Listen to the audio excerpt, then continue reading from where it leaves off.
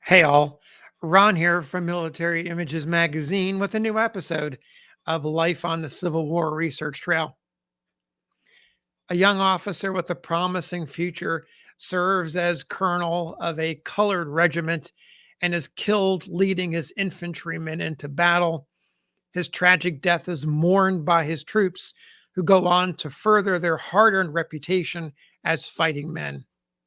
This, of course, is the story of Robert Gould Shaw of the 54th Massachusetts Infantry.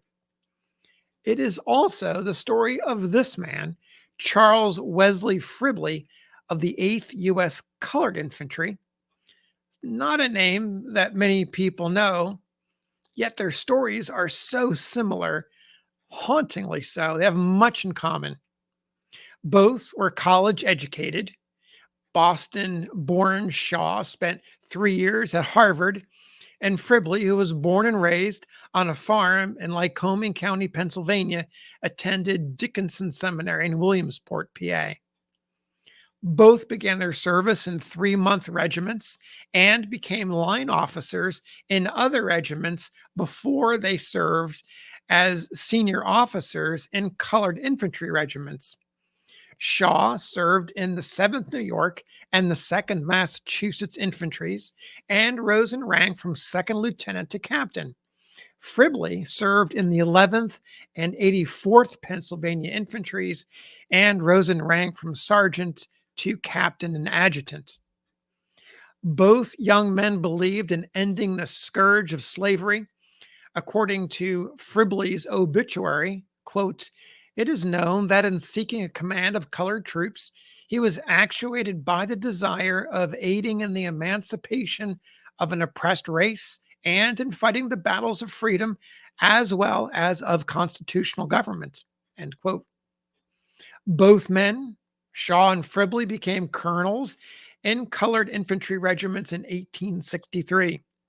Shaw became major of the 54th in March and advanced to colonel in April 1863. Fribley became colonel of the 8th in November of 1863. Both men died in action after being in charge of the regiments for 3 months.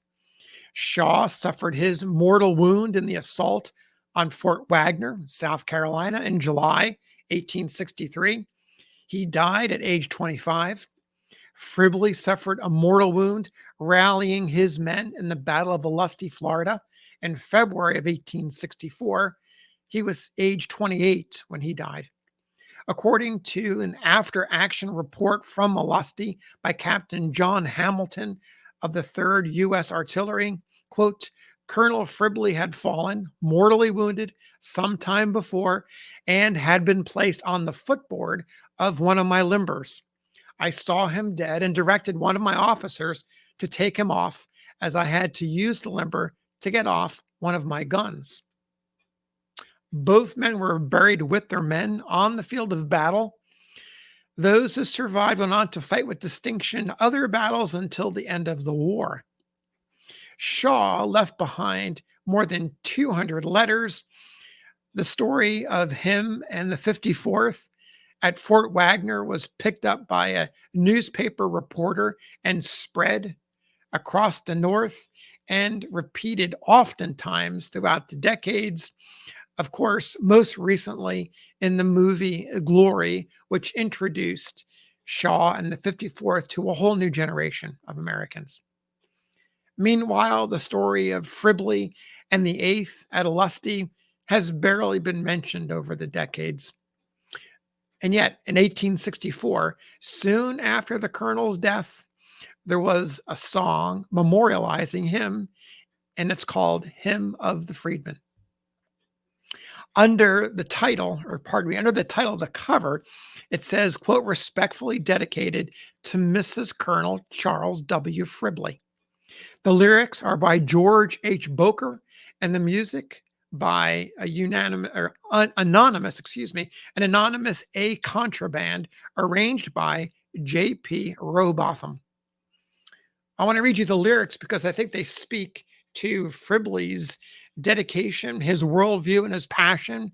It also speaks to Shaw and his passion. Here we go.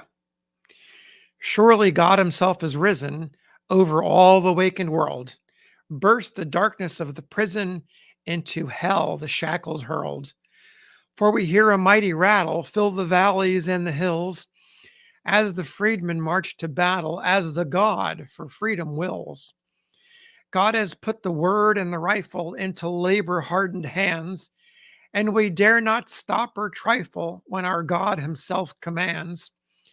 We have cut our bonds asunder as the mower cuts the grain, and the land shall fill with wonder ere they find them on again. God has said, make free your brother, as you now yourselves are free.